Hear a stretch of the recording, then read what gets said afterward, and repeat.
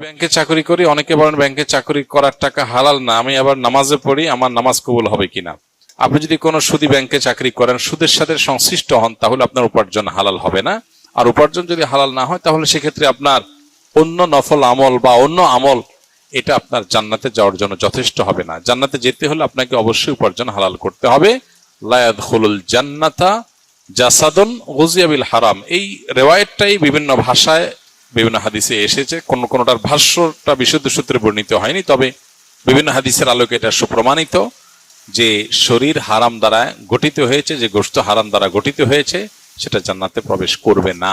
নবী সাল্লাল্লাহু আলাইহি ওয়াসাল্লাম পরিষ্কারভাবে বলেছেন, অনেক দূর থেকে একজন এসে কাবা তওয়াফ করে, দোয়া করে, আল্লাহর কাছে দুহাত তুলে কাবা শরীফকে সামনে রেখে চোখের পানি ফেলে অনেক কষ্ট করে সফর করে আসে, কিন্তু তার দোয়া কবুল হয় না। কেন?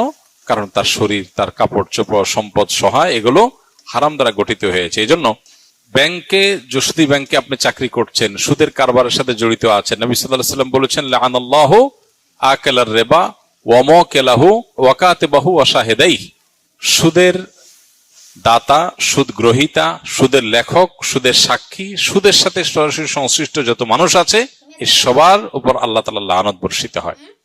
সেজন্য আপনার হারাম উপার্জন ছেড়ে হালাল উপার্জনের দিকে আপনাকে আসার চেষ্টা করতে হবে।